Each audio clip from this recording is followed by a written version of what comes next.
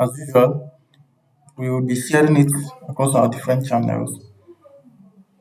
So, and as you already know, today's class is kind of bringing our 4 days to 5 days journey to a close.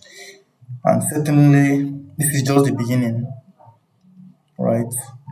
So, and I'm happy that you've joined us in this journey up to this point. So, please confirm that you can see my screen. Can anyone see my screen? Not yet, sir. Oh, I always forget to share.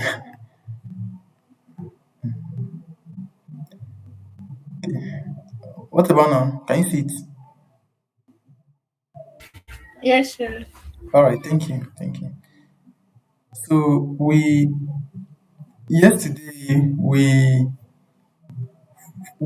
spent most of our time um fixing the issue we had the previous day and also exploring different visualization options there.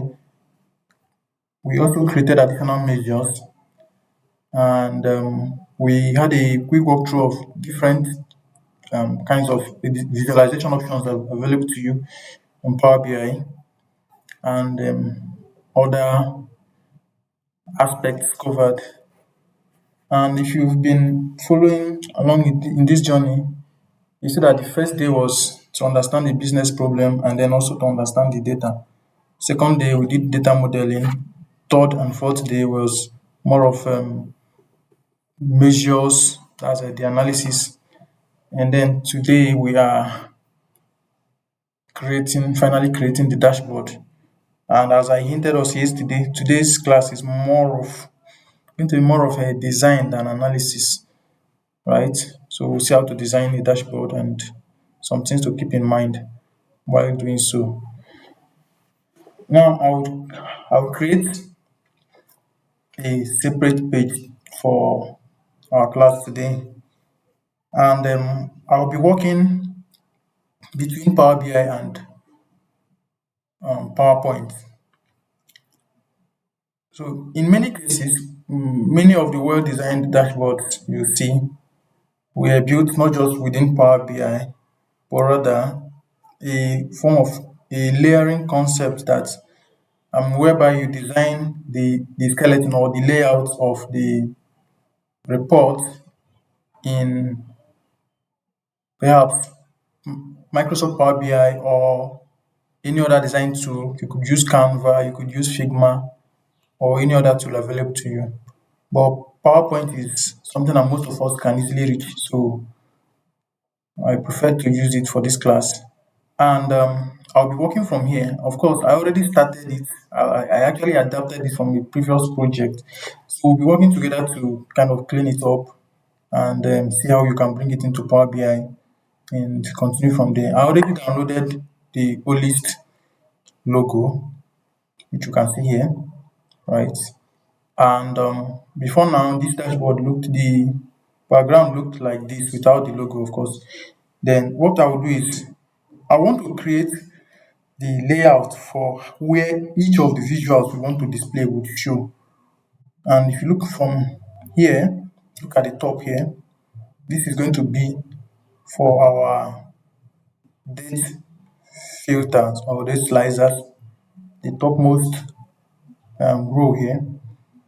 And here we will have additional slicers as much as we need.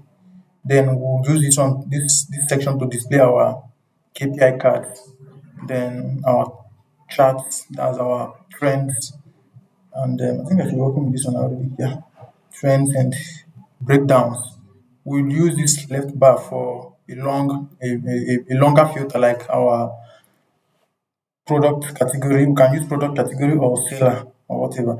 Now, I want to mention that if you are designing a dashboard, it depends on what the scope of the project is, right? There are situations whereby you need to, okay, let's say you want to see things from different perspectives. The very first dashboard you'll be designing is more like giving you the overview of the entire business, and it's called the executive dashboard. Executive dashboards look at things at a very high level, right? Maybe you just want to see the total sales, total order, and all those other major KPIs that management at the high level would want to track. It kind of gives you a summary of or what the bigger picture of the business and performance looks like. Then you can now, after that, start creating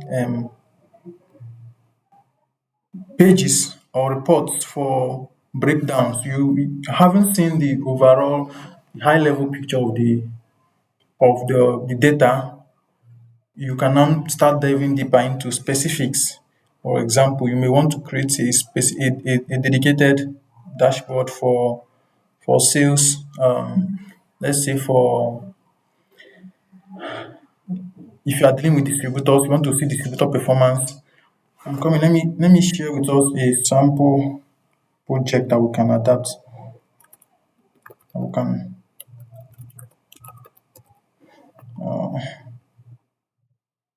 okay. So this is a demo report, and we can go through it together so that you have a sense of what how to structure your report. Now, while it's opening, okay, let's give it some time to open.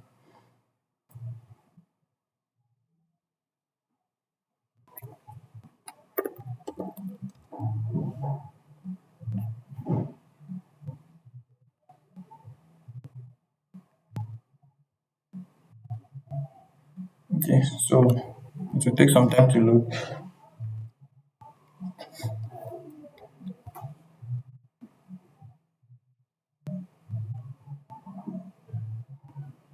Mm, okay, so we'll wait.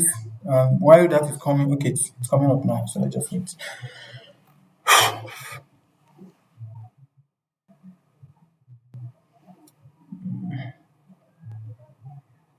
Let me see.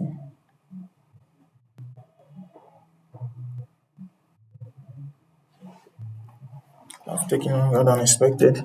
So while that is coming along, I would refer us back to the plan for this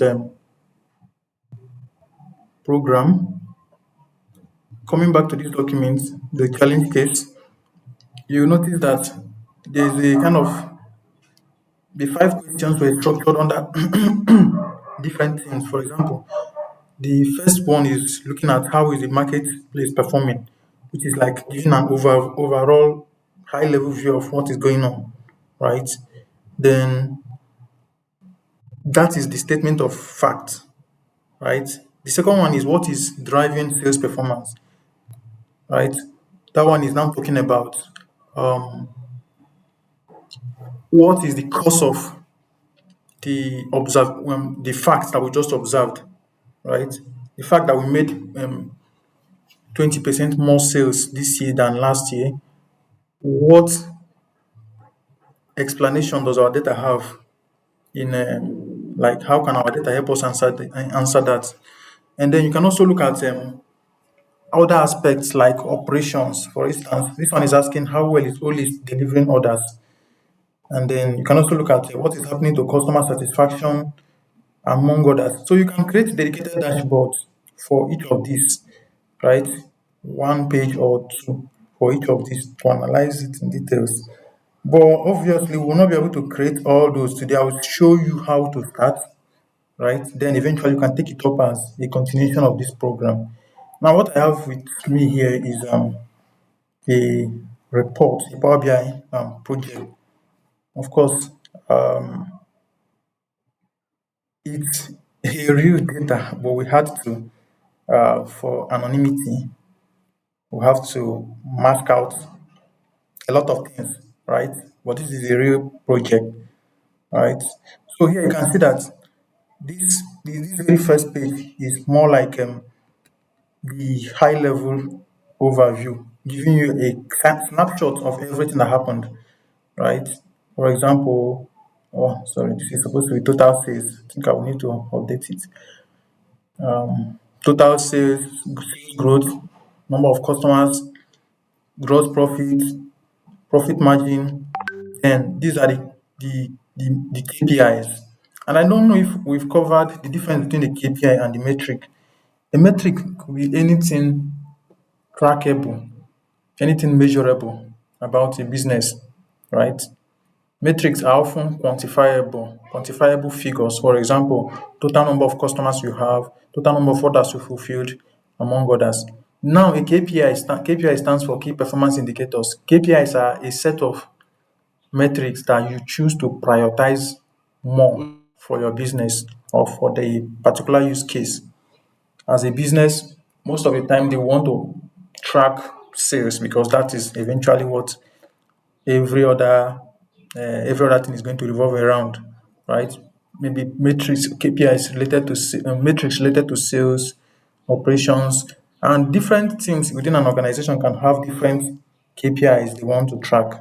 All right. So as you can see here now, we have this one showing us the KPIs, the KPIs that the management at the high level would want to track. Then looking at the distribution, where is the sales coming from, right? You can also see trends, how is sales moving and changing over time. Then you can also see also trends in terms of both product performance, right? What are the drivers of sales? You can answer questions related to drivers of this sales value from both regional perspective and also from product perspective. You can also answer it from salesmen or staff perspective. For example, this map is showing us um, where these sales are coming from in terms of region or area places, let's say states where the sales are coming from. Now, looking at our best performing products, we can also answer it from from this other dashboard. Now, looking at seasonality in terms of what time of the year do we have the highest sales, you can use trends just like we showed yesterday, right? And you can filter and apply slicers. And if you want to make it more dynamic, depending on the product you are selling, you can. This is a toggle. I think I'll need to update this. I'll update this later. But this is showing us value, that's in terms of monetary value, and then volume in terms of quantity sold in its unit of measurement. And then filters here. Filters are very important because a dashboard without a filter is like serving someone a well prepared dish, but without giving them a spoon. So they may just be looking at the food, but then they may not be able to enjoy it. So you need to use as much filter as necessary. And many of the times, the business would already have some required um, filters that they want you to standardize because this is what they will use to break down these into different dimensions. For example, if I select this very customer, I can see what amount of the sales comes from them. And then, of course, this is a more advanced dashboard than what we were able to put up in 3 to 4 days. So there's a lot that went into this one than what you have. But it's just to give you an insight. Now, this is the salesman performance. This one is dedicated to salesmen. All right. You see who are the key drivers of sales in terms of your staff performance. You can also see performance summary, how much they've made, gross profit, and everything that came from this very particular salesman. You can also look at it from the side of distributors. Who are your best customers? Who are your which of your customers need some form of support? Those where you see opportunity to resell. You can also look at it from the side of customer segments. Customer segments means you are looking at different. You've already applied some form of classification to determine who your best customers are in as a group, not as individual. For example, one typical approach to this could be using strategies like RFM. RFM stands for recency, frequency, and monetary values. That's the analysis that looks at a combined matrix of recency, frequency, and monetary value to give you a broader insight into who your truly best customers are, right? And you can see that over here to the right, top left, we have the champions. The champions in this sense, if you look at this chart, if I expand it, looking at this chart, you see that is segmented into four quadrants from top to bottom, from left to right. Right now, from bottom to top, rather, from bottom to top is average frequency value. From left to right gives you the average recency value. Now, the size of that was what I was trying to explain to us history. The size of the bubble represents the monetary value in this sense. So this is us plotting three different metrics together, right? So from here, for us to identify who our best customers are, I know that a very good customer would ideally should be able to spend huge amounts with me, should also be able to be not someone that will come and purchase from me once in 5 years, and no, they should have come very recently. That means the more recent their patronage, the better for me. The more frequent in terms of total number of times they've come to patronize me, the better for me. And then the more the monetary value. So we are combining these metrics to have something like this, and you'll be able to look into that and classify and see who your truly best customers are. And then it also goes further to show you opportunities where you can people opportunities where you can maximize. For example, these ones people that will need immediate engagement, people that you need to offer some support. For example, if you know that someone is a returning customer, but then he or she does not really spend much with you, it's an opportunity for you to maybe offer discounts or deals to increase their purchase, among others. So there are so many things you can look into. You can also come into the specific customer, create a specific dashboard for each customer, whereby you select the customer and look at uh, what's their any other metrics you want to show about them. We also have so many others before you go into operations and every other thing. So there are a lot of things you can create depending on the data, depending on the scope of the project. And today we are going to be very focused because we definitely cannot achieve all this within a short time like this. But this is just to broaden your perspective. Now, back to this. The first thing I would do, like I told us, is I did not want to start from the beginning, from scratch to design it because it take a lot of our time. So we'll just start from where we'll just try to find a way to, in the process of trying to clean this up, to adapt this into what we want to show, right? We'll have a sense. Now, the first thing you do is to make sure that your design, go to the dimension, the size of the slide is in many cases 16 by 9, which is the portrait portrait view, right?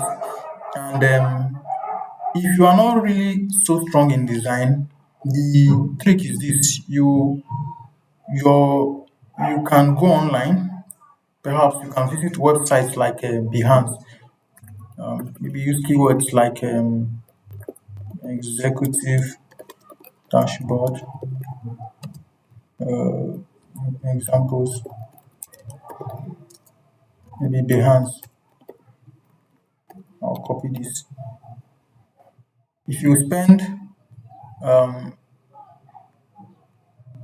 significant time on platforms like Behance or or Canva and so on, you are going to be you start noticing things, how a good clean design looks, and then the layout, different layouts you can try, right?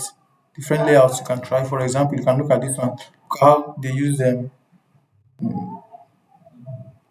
Not everything on this very dashboard is competing for attention. There are those ones that you know that they are highly important. For example, this is showing you today's sales, depending on what this particular project is all about. And I also want to let you know that the dashboard, the space on your dashboard is something you would be very, very should I call it in terms of how you allocate different portions of your dashboard. They are not all equal. Now what I mean by this is that you have just a very limited space to showcase a lot of things, and the space for each what you put at any place on this very limited pixel matters. You would have to consider how people in real world read things. For example, this region has people in the English speaking world or in the Latin world, we would always start from here, right? We read from here till here, perhaps come back and read and so on and so forth. So it's more like we are creating like a pattern here is like Z from here. You go to here. So that means when they open the dashboard, the very first place they are going to look at will possibly be here, be this region, somewhere around here, right? Now, in different occasions, you may choose to move things around, like moving this logo to somewhere here, since they did not open the laptop, their report to view logo, right? You could move it to here, but you could also retain it here, which means that the main dashboard starts from here, right? They will know that they are interested in their coming. That means if you want to put important KPIs on this dashboard, you are not going to put them here. You are going to putting them here may not also work unless you are using a fully horizontal orientation whereby maybe you move this second row to the top. But the most important lesson here is that whatever lives here is very, very important, right? So you know how you allocate different visuals to different portions of your screen. Now, the first thing I would do is I want to generate the color palette from their logo. So let's create, I will duplicate, let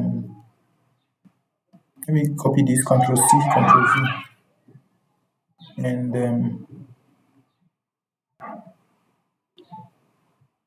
I would, or let me extract the first color from this their logo. So I'll come to fill, shape fill, then I can copy this. I mean,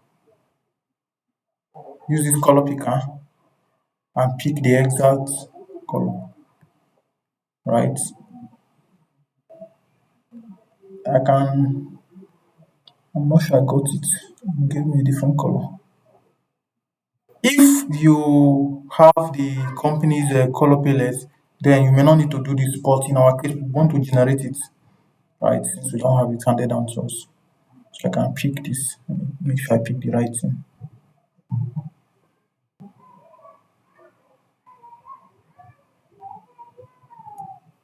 It's not picking the right thing for me. Let me zoom and see.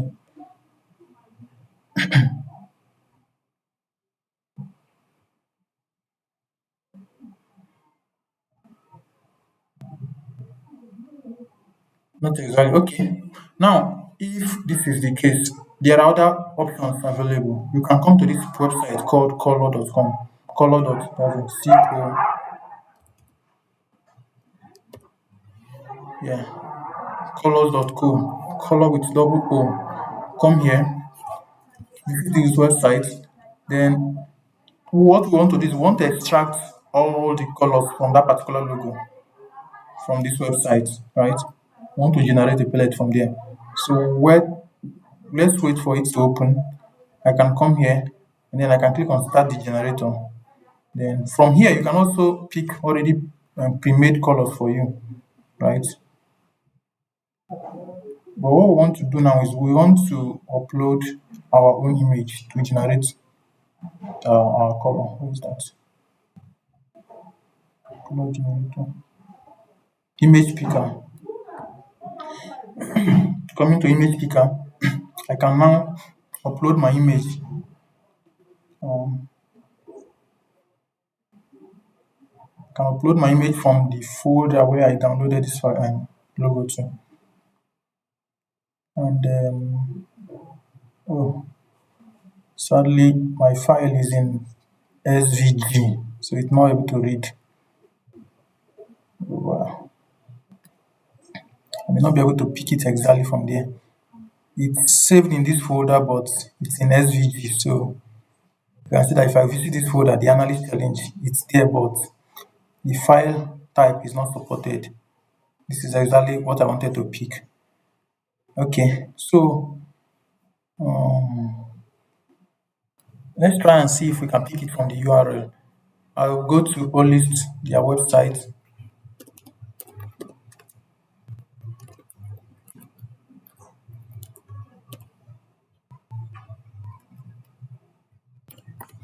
Let's see if I can copy the link and see if this application is able to extract those colors for me. Let's see.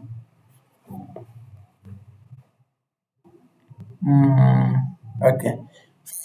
Well, that's for you to try. If I bet you will definitely have your file, your colors in a PNG, your image in PNG, or you can try other platforms. But you have platforms like that whereby you can generate.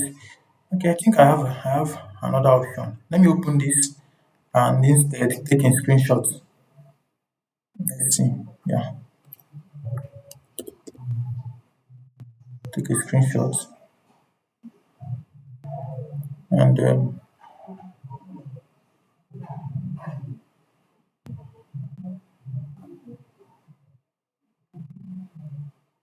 okay.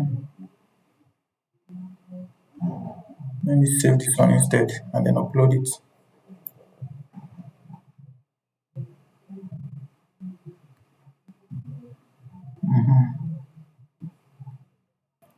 Now let's go back and look for it again.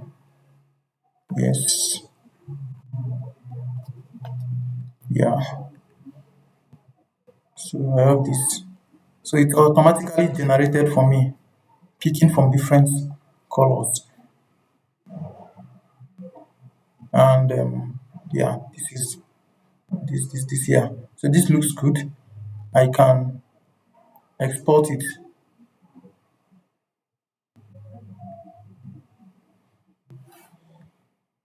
So I can export it as an image. Why I need it is, let me call it,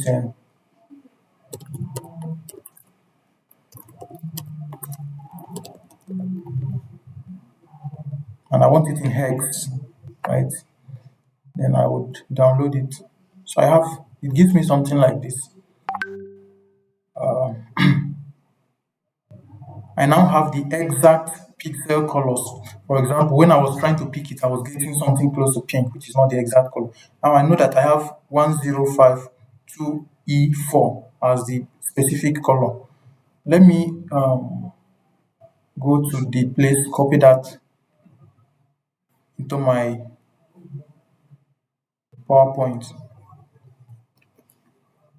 So I'll come to PowerPoint.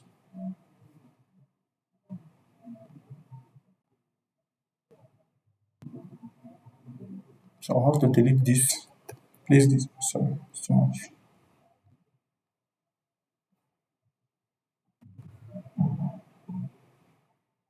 Right. So I'm doing all this because we will eventually need it. We'll need it. Now I have this. Let me duplicate this one so that I'll use this as my main page. What we want to design is a executive dashboard, right?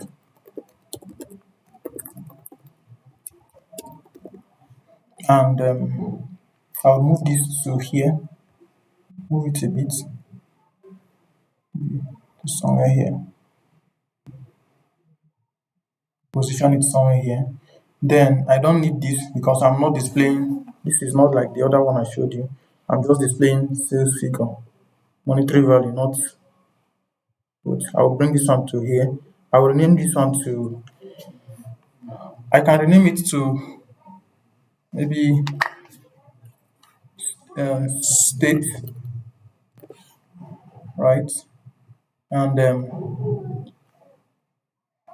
let me ungroup this, Control Shift G, then copy this, Control C, Control V. I can put this one as city, right? I can still copy and paste. I can call that one customer.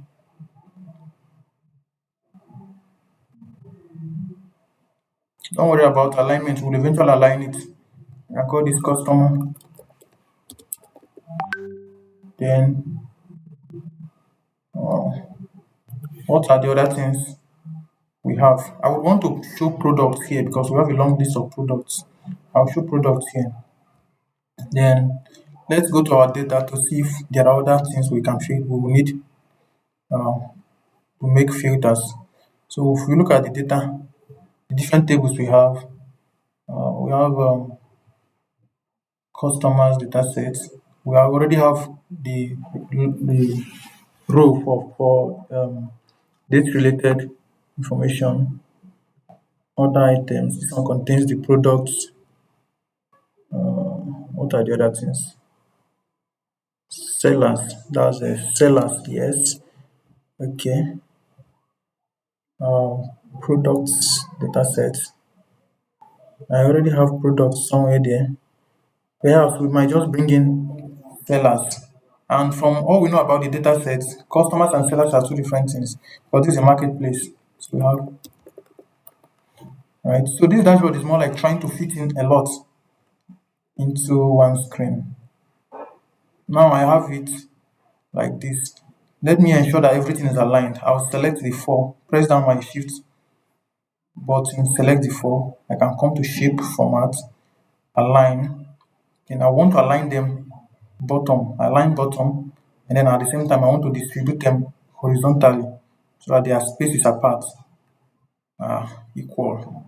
Right. So I have it aligned. Then I will now come to each of these. Each of these is going to represent one of the KPIs.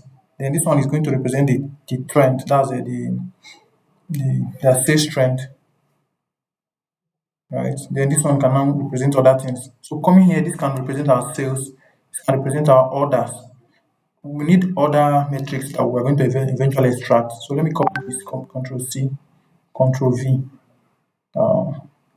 Somewhere here, I can call this one,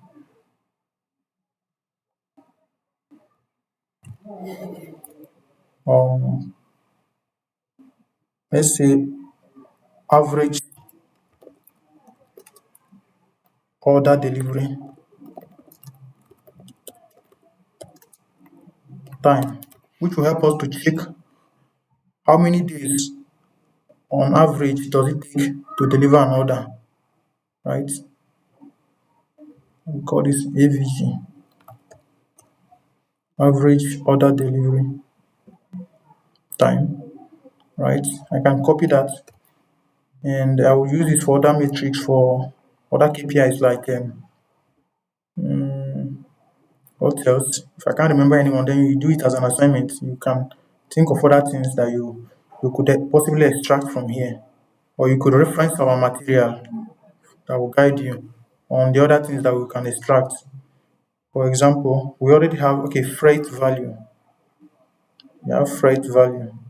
Let's say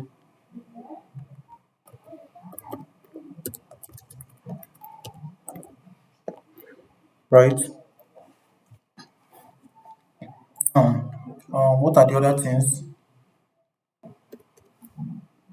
What are the other things? So we have freight. We have let me come back here and see if there are those other ones. Other count. Total product sales. Total freight value. And we can also check um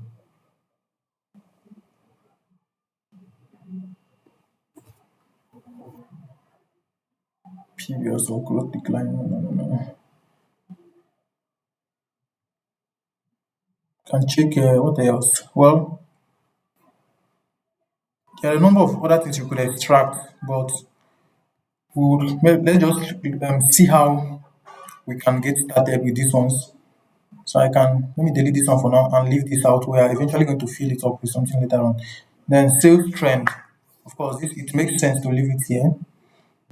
And then sales doesn't make sense to us. Maybe you just want to show um, top, let's say, uh, maybe seller,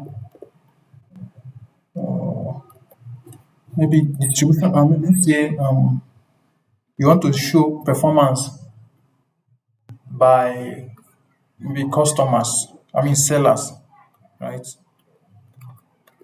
Seller. You can call it leaderboard, or you can call it maybe sales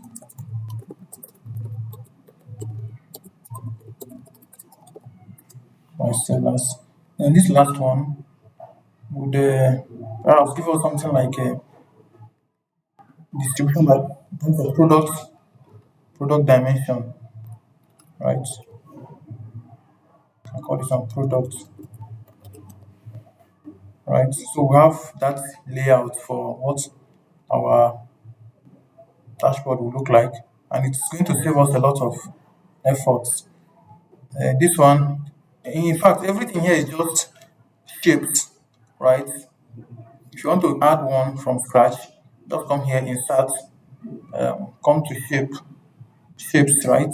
Then you can see one of them. For example, this one, I select this and I draw it. This I draw this like this, and I can modify the edges. If I zoom to this orange color, if I take it to the left, it kind of reduces the border radius for me. Now it has turned to a perfect rectangle. But I want it to have that curved edge. Then I can remove the outline. There's a thicker blue line at the outline here, at the edge here, which I don't want. So I can remove the outline, no outline. Then fill. To fill is the color that's the color you see now. So what do I put it at? I can just make it white as it matches with the color palette that we've selected. So I can put it here white. You will not be able to see it very well because the background is already white in color, right? So we now have this. And basically almost everything on this screen was created from that as use of shapes. There's a main background here, right? Then there's another one here. This one has a kind of there's something here that looks like a, I don't know the best name to give this color, but it's not white, sort of. This one, that's still a background that was added. Just give it a color and reduce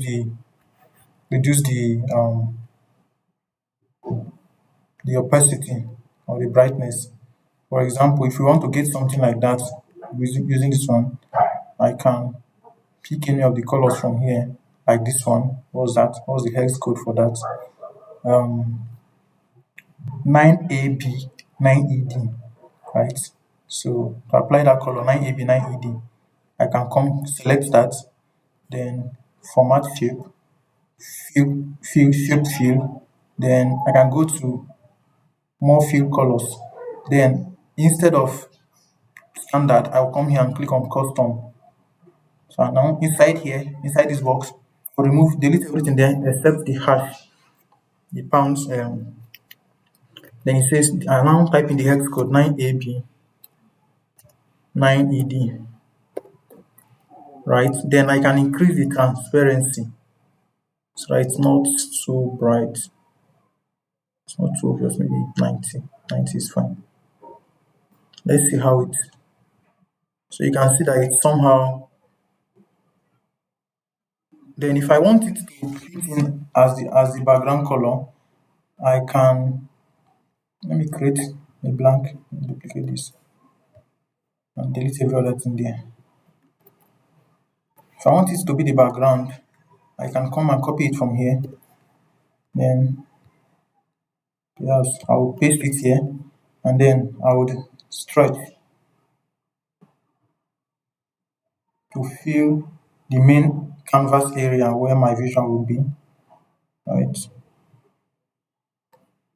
And then it just takes careful assembling. So that will now be my background, and I will put every other thing on top of it, just like you already saw. So we'll change. We don't need to do that because this one is already there for us. But I just showed you in case if you want to do that. Then the rest, you can retain the rest as white. Now, with just that, we already have our. Let me create another one for product. Bring this one here and somewhere here. Okay, I don't need to do this. I'll do it in the. When we get to that, I will see if there's need for that. Then I'll save this and export it. Let me fix this something. We are now going to export this very page. So come to save, come to export, then come to change file type. Or you can still save it as a normal file. Normal in the at the point when you want to save it, don't save it as a Power BI file. No, save it um, as an SVG, right? So that you'll be able to retain the design. So we can just call this one background. Or if you have multiple, you can call it a different thing. Now click on save. It asks you, are you exporting all slides? Click on just this one. Then it has exported for me. So if I go to the folder, I would see it here, background.svg. So this is it, right? So I will bring it into, there are a lot of, a few things I would have done. You can see that this is not well aligned. So I will need to adjust it a bit. But that should not keep us for now. I will do that one eventually when it's time to clean up things. Sorry, can you still hear me and see my screen? Yes, sir. No, just as I'm not what you're doing. Okay, thank you. So now I'm in Power BI. I can bring that into Power BI by coming to a blank space, for example, where there is no chart. For example, if I'm bringing it into this one that already has something there, I would come to a safe space where I know that there is no chart. Then I can right click and it says format canvas, right? So let me go to this one, right click, format canvas. Then I now go to my browse. Then it takes me, I go to the folder where I saved it, which is here. I select it. Then I make sure that it fits. You can see that it's not yet visible. I would adjust transparency to 0. So this goes, and then I would make sure that the image fits. I can select stretch or fit, depending on. So it fitted into the size of the screen, right? Now with that, I have the background laid out and the design is already done to a large extent. Now the next thing to do now is to bring in the actual visuals. And remember we already created them. So I'll come here. Then this is my total sales value. Where is that? Total sales. So this is my total sales. I bring it into this place and then I can bring it here, place it somewhere here, and the first thing I will do is I will spend some time trying to get this one right. Then once it is right, I can now copy and update the other ones. So I have this, I'll come here to format, then go to call out value. You can come to this is where you can do anything, any formatting you want to do. For example, I want to turn off category label because I already have the label in the background. I can turn it off. But the most important thing for me to turn off is that background color that is occupying the space there. So I can come here and then go to size and style, turn off the color, and you can see that it's now plain white. Sales that was hidden before is now shown, right? Then I can carefully adjust it, right? And I can also change other things like update and format other things like the font, the size, and any other thing you would want to do. So we can try out different fonts. Let's use Calibri and see how it shows. if I want it that way. But I think then always makes sense. I can also set the display unit if I want it to show the full value. But as you are doing this, it can affect your visual in many cases. For example, if the sales value is something that grows maybe from millions to billions, extra three digits would not be added here, just like you saw now, and then your chart will look somehow lumped up. So many of the times it's usually good to you can leave it at auto and it automatically. But if you want to see the precision, if you want to add show the up to how many decimal places, you can add it here. Let's say two decimal places here, right? Or if I want it to be four, I can also do that here. But I think two is fair. Two is okay. Two is also the default. Then I'll adjust this back. Then let me go back here and see the fonts I used for that visual. This Calibri. Okay. Then what else?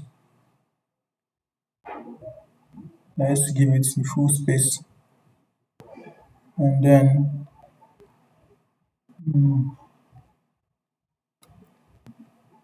just take your time to clean up things here. Category label is off. Title is off. Yes. Background is off. Visual border. Padding. If I reduce this, you can see those extra spaces are removed. So you have the flexibility to control as much as you want, right? Then header icons are these things you see here. So I suggest you leave it out. Data format. So we are applying settings to this very visual. Had it been, you keep in mind that with this card, you can also display more than one metric. So, but it's better to just do it separately for each one. You can format it as currency, right? Now I have gotten the first one. I will copy it, Control C, Control V, bring it into here, and I will go to instead of total sales, I can change it. If I click on this, if you look on top of each card, on top of each visual, you have these options. Your Power BI might not look exactly like this, right? Depending on however it looks. So this is a preview feature turned on for me. So you can always enable it from here. Go to File, go to Options and Settings, go to Options. You will see something called Turn on Preview Features. There are a lot of preview features you need to turn on, including the ability to use maps and the rest. So it's coming up, but it seems like my laptop is very slow this evening. And I would have to rush because right now my battery is at 33% and there's light out. There's, um, there's light out, unfortunately. So I can come here, anything you want to do, you can enable a lot of things here, including come to, let's scroll down. It's not preview features. So if you turn on preview features, enable all this, you can get a view like my own. But the most important thing is that this icon here tells you, okay, what is the data? Where is the data? This is where you can put in the data. You can also change the visual type. This is where you now format it. You can go to those extra formatting options from here, or you can just come to this side and pick it. So we want to update the data now to show, instead of total sales, we now want to show the order, right? So we find it under base measures, order counts. So that updates for me, and I would have to, yes, confirm that it's not showing in the other one that was showing currency. No, yeah, this is showing as decimal number. Let's do it at decimal number. I can as well copy, average order delivery time. We've not created, we've not calculated the metric for that. Let's do that very quickly. Or let me finish up with the other ones so that we'll do it as secondary, especially given that I need to rush to beat time when the race against time. So let me bring in the other visuals. Like I want to use this one to show sales trend. Bring it here, click on that, bring it to this place. And as usual, I will do some cleanup, disable the background, stretch it to fit into the screen, the canvas for it. Then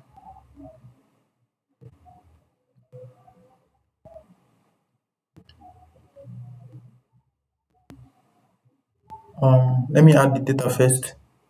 I want to visualize, I want to show sales trend so that the horizontal is showing the time dimension. So I'll put date. Then the y-axis, the height is showing the sales value. So now I have it this way.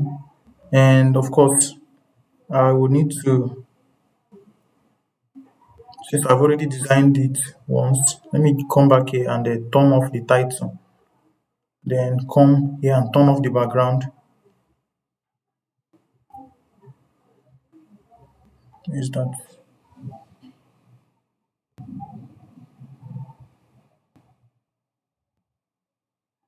turn off the background? Then I would adjust it,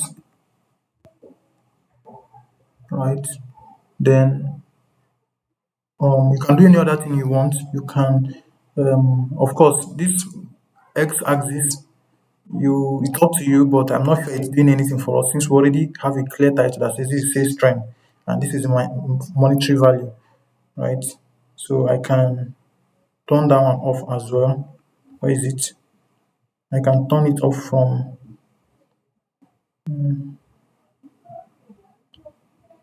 y-axis. Can turn it off. That goes away. Then I might choose to retain this one, but it just makes sense that we retain it as everybody. Anybody that looks at this knows that this is date information, January 2027. So the title there is not really helping us to achieve answer anything. And you remember that we are trying to make sure that only the least, the most relevant information is retained, right?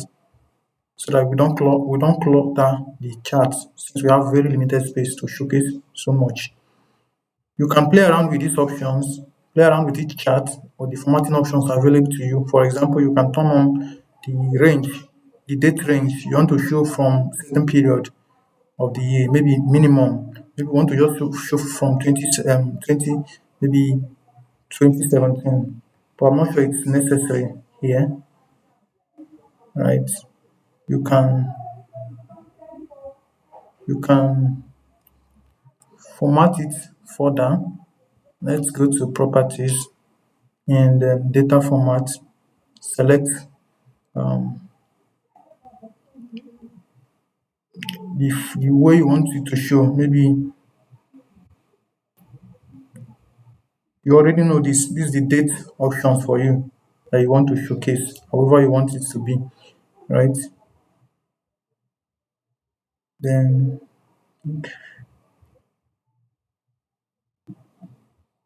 values. Let's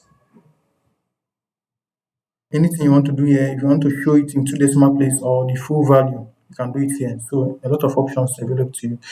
Now we have this one. The fourth one would display is the fourth thing we'll display is what sales distribution by sellers. Okay, so that one will be obviously our bar chart we'll do here since we are displaying different categories. And click on that just like before. Bring it here. Then add the data. My y-axis would show my total sales. Not really. My y-axis will show my customers. Is it sellers I'm showing here or customers? Let me confirm here. It's sellers. Okay, we'll show my sellers. Let me look at let me see what the table looks like for sellers. This sellers data set. It doesn't have the name. It doesn't have the name. It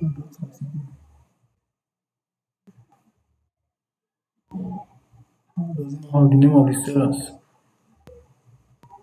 or that data set.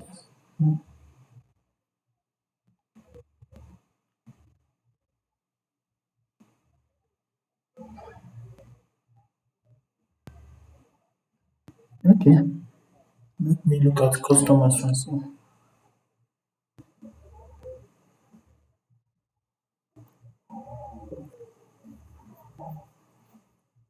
I don't have the name fields. That's interesting. Customer ID. Let me see if we missed it at any point.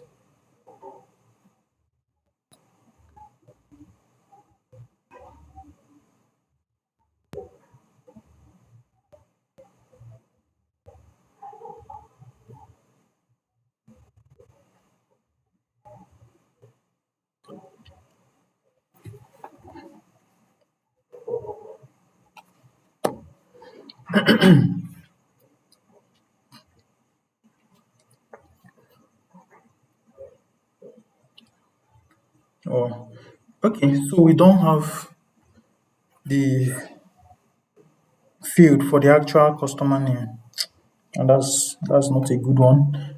Well, if we had much more time, we could have engineered this in a different way. For example, we can look for dummy data, random data, right?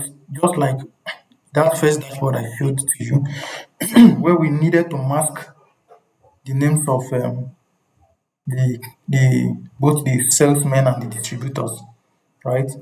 Day newsletter and so on and so forth. You can, if you go online, there are some platforms where you can generate dummy data, right? Generate dummy data and maybe just count the total number of customers you expect to have in this file and do data merging. You can use different approaches to merge the two data so that you can have a row that has a column that has customer ID. So it's surprising that we did not even take note of that up to this point. Now, what we will do next is that since we don't have that, we might just have to move this to maybe update this one to showcase the city, sales distribution by city instead, since we have this state and city. So my y-axis should show. Let me move it to here. Maybe I want to show my top and bottom. Let's say top cities, my top 10 businesses might want to always see their top 10. And in that case, I can choose to invert this, then or this. Let's retain it as this. Y-axis will remain my. If I come to the customer data set, I can select city, then come to here. My y-axis to be for me my sales measure, my total sales,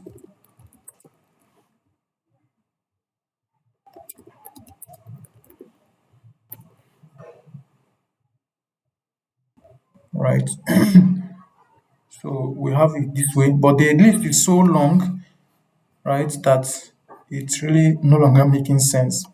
I just want to show the top 10. So what do I do? How do I achieve that? I can, before I do that, let me turn off this background. Let me clean it up a bit. Come here, turn off the background,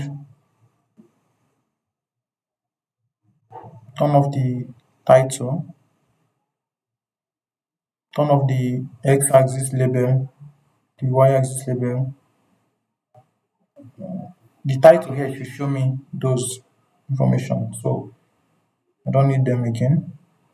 Then the y-axis, the x-axis rather, I can turn off the title as well. And then any other thing I want to do, let's say these grid lines we are seeing here, right? It might be useful for us so that we can easily trace sales. But then I can also put the data label. I can turn on the data label here so that it shows the exact figure. With that in place, then this grid line could be optional, but it can help in some cases so that for people struggling with you know, they can easily trace the value down. But if I come here and hover on this, I can see the actual figure. So I can see the actual figure at the end. So it's really not serving any purpose. Let me turn it off. Vertical grid line turned off. Then um, what else?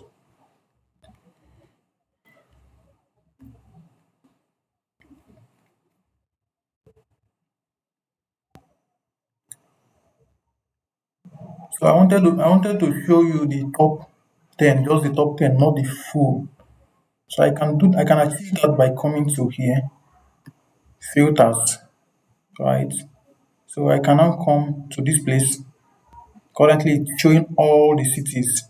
Click down, then don't select manually here. If you select manually here, tomorrow the value it will not be dynamic. Tomorrow, let's say if you just take note of the top 10, 1, 2, 3, 4, 5, 6, 7, and select it, tomorrow the value may change, but the people you selected here will remain fixed.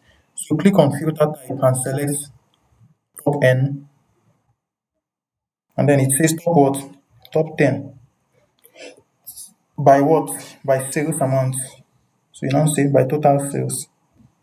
So you can click on apply filter, and then it brings your visual down to top 10.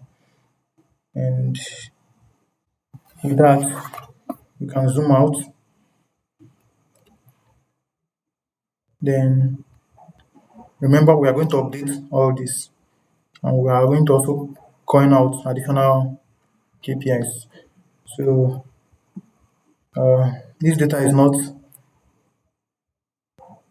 rich enough for us to showcase different things. For example, I would have preferred to, okay, let's showcase top products. Let's showcase top product category. And we can achieve that by changing this city to product, um, product category coming from the product data set. Yeah, everything we've done before, we are going to still repeat it apart from the formatting. For example, we want to show this one. To me, I think we can leave this one. So if you want to see the full, but if you're interested in seeing just the top, like in this one, fine. You can also go further to make it dynamic, right? You can make it dynamic so that they can select top N. You pass it as a parameter and it updates. Maybe they want to see top 20, they will just enter 20 in a box and this chart will be dynamic enough to update to that. Now, there's a lot you can do. You can customize, you can do a lot here, but that will mean that you need to spend more time, craft more logic to achieve that, which is not what we can achieve in this class, right? Now, the other thing I want us to do is let's bring in our slicers. Like I mentioned before, slicers are like spoon. It is unfair for you to serve um, someone food and deny them the spoon. So slicers are like spoon for us to use and dive deep into the data and explore it on their own. So I have just clicked on this. There are different slicers. We have this one, which is normal slicer. We have this input slicer, list slicer, among others. You can play around with them to see what each one does. And I will drag this one here to fill this section. And what I want to display is what the product category, which is a long list product category. So I will click on that. The once I select it, I can come to field, and then I can now type in product category. Now that shows me the product categories. Then I would let me zoom out a bit. Then the font is too big compared relative to the rest. So I'll come here and format it and come to value, reduce it to change the font. Let's change it to we're using a calibre so that it matches the rest of the dashboard. Then I can reduce it to 10. Yes. Then I can also the product title I can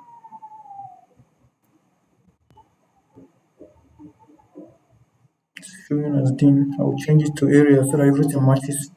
And then let me reduce this on to 10 as well. Then make it bold so it stands out. Yes. Then what is the other thing?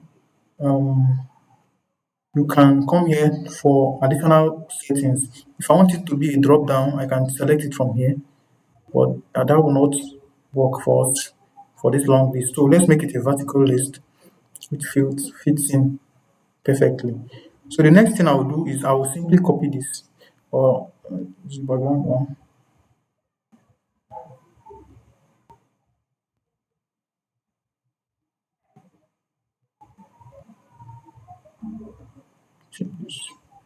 I can turn off the background, but it will not really make any difference.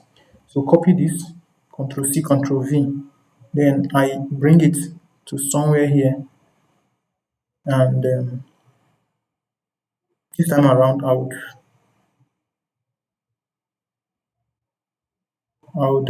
stretch this. Now I will need this one to have a background, and the first thing I'll do is I'll change it to instead of list, it will now be a drop down, which saves space for me.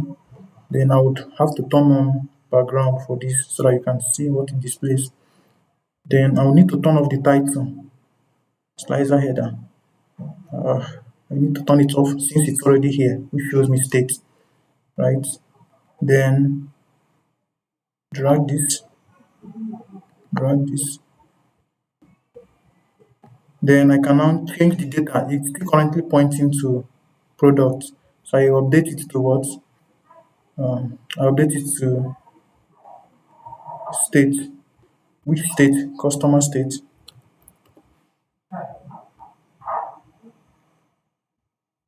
right? So it now shows the state. But there is a state here that is blank. Okay. Now there's a lot of additional things you can do. For example, a demand, the request could be that you should show this as the actual state name, like SP, which is Sao Paulo, right? So you can do that one as extra exercise. And the trick to achieving that is you already know how to merge data. This is going to, you can go online and download, just look for data set for Brazilian cities and codes.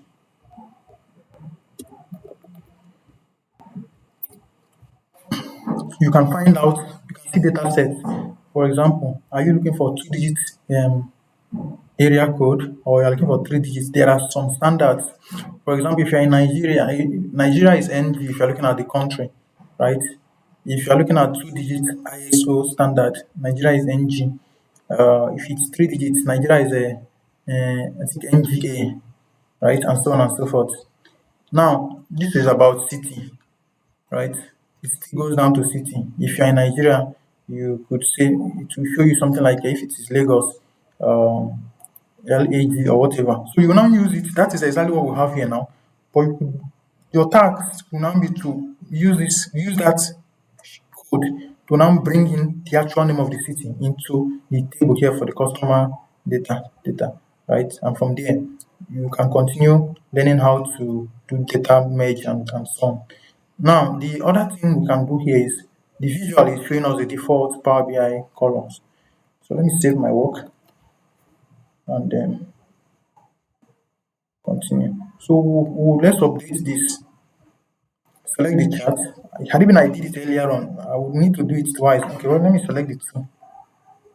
Selected it two and come to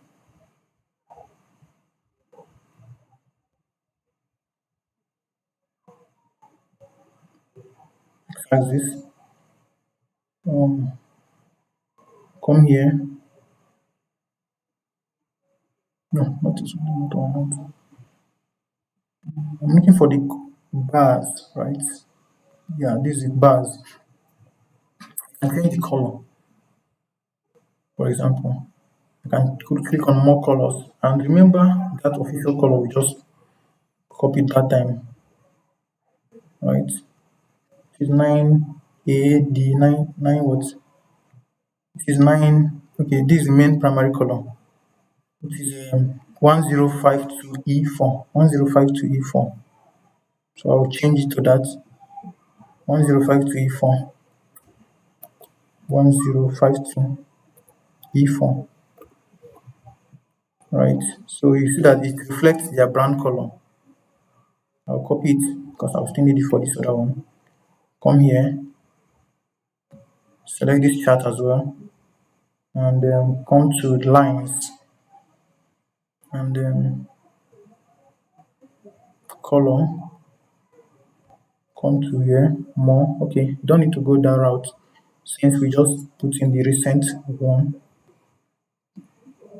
So I'll just select it from here, right? So it shows their brand, it reflects their brand and resonates with their brand. Now we have gotten some slicers, the first two. Let's bring in one for city. I can simply duplicate this, Control C, Control V, and bring it here. Then change this to city, customer city. But here I have to be explicit because city can be customer or seller city. So it's customer city. So you will do your due diligence by renaming this to customer state, customer city, right? Now the actual customer, which we really don't have the main name, but you can take it as an additional task for you to go and generate random names and fit into that. I'll be glad to see what you are able to do on that. So for now, we're just going to use their IDs, which to me does not make sense, but it has to make sense, right? Then I can do the same for the seller. At least this one is not going to show in your dashboard until you select it. It's still going to work, but this is not what you typically display. Just that our data is not rich enough to show us that. So seller ID, select that. Now we have a working dashboard. If I select this person, it can filter for me. The remaining one is date. So Control C, Control V, come here.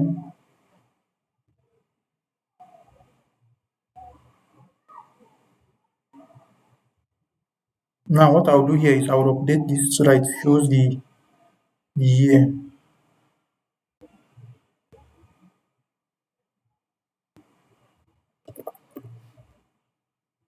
From the date column, and see, it shows me the year, the month,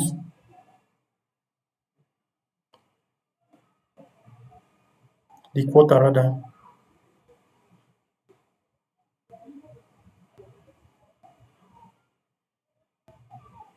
and the month.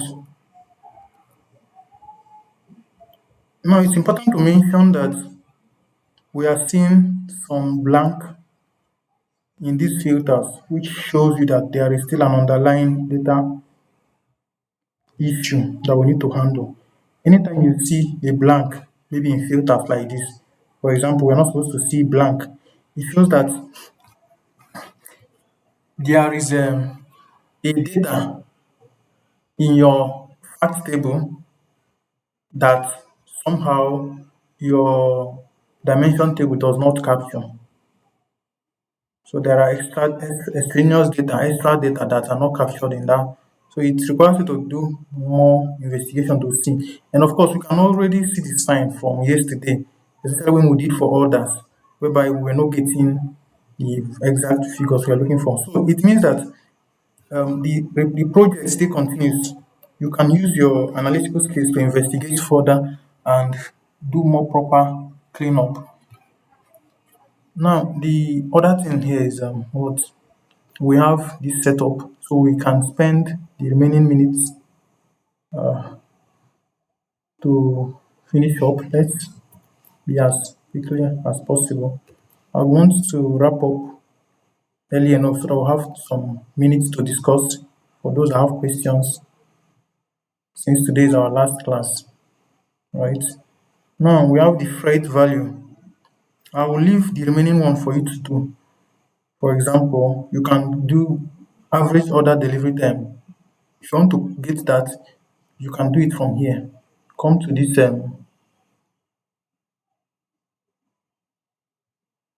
orders table, orders data set. Remember this time columns we have. For example, purchase timestamp, approval, the date it was approved, the timestamp it was approved.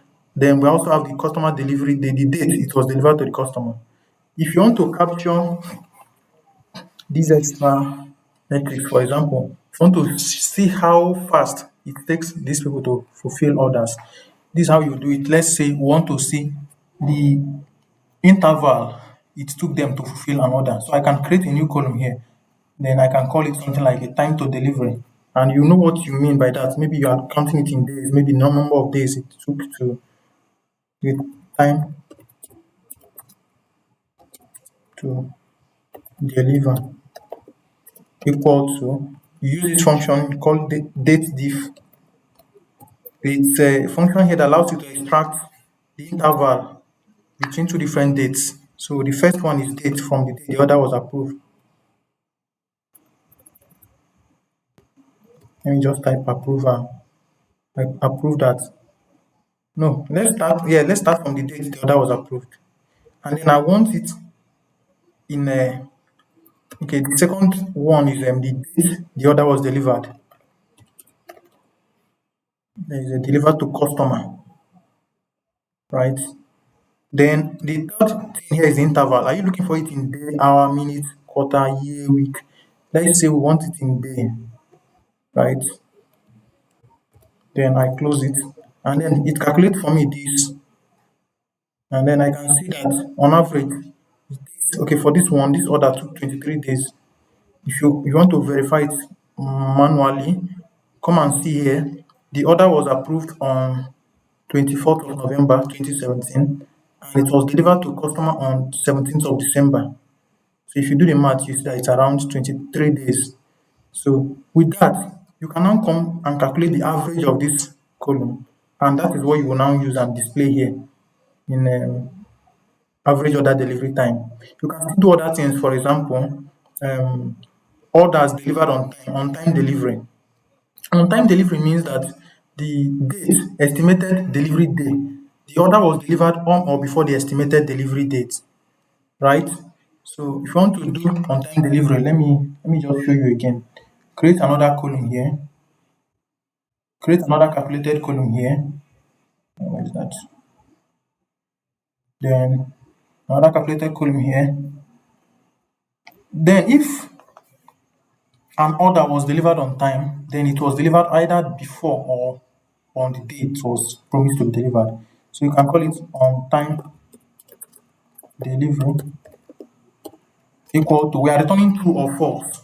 If it was delivered on or before the estimated delivery date, then it is delivered on time. Otherwise, it is not delivered. So how do you do it? You will now start with, remember this first one we did on time to deliver. Okay, we are still going to apply a logic here. Let's say if I will start. Now we'll now apply a logic that calculates, that checks if the date estimated to be delivered has been passed. So we'll now do date diff. We just used date diff. We are going to use it again. But this time around, we are using date diff between um, estimated date and approval and delivery date, right? Now, if the delivery date is more than the approved estimated date, now if um, delivery estimated delivery date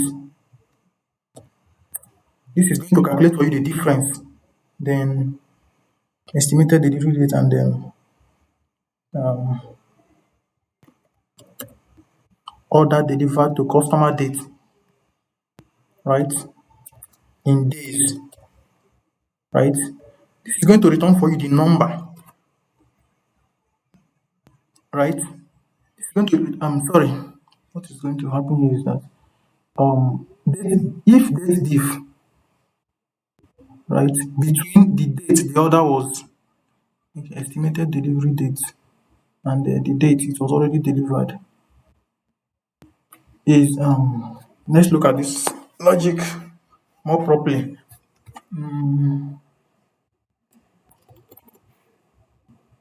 Let's not just jump into that.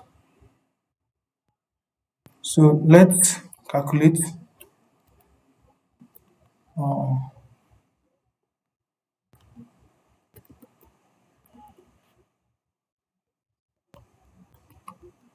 we need to create, let's do something here.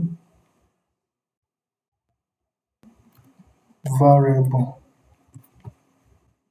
Okay, variable.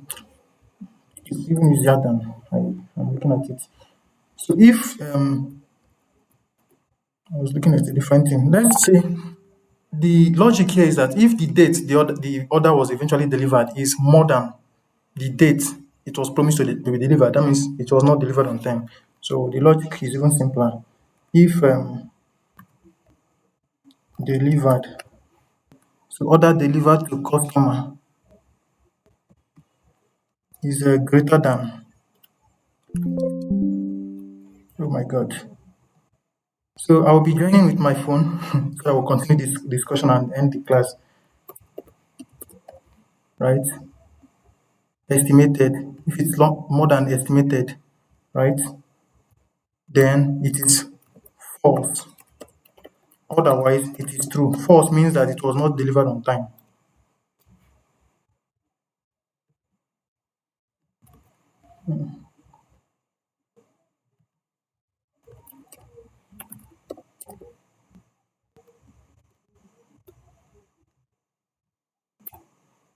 So now you now have that this one is 23. It was promised estimated to be delivered on the it was delivered on the 17th, but it was estimated to be delivered on the 14th. That is 3 days after. It gives us false. From here, you now calculate using this column to calculate create a function, a measure that calculates that for you, and then that becomes another metric for you here. So I'll give me some minutes to join the call with my mobile phone so that we'll continue the discussion. It's unfortunate that I'll have to end this recording so that we'll have it.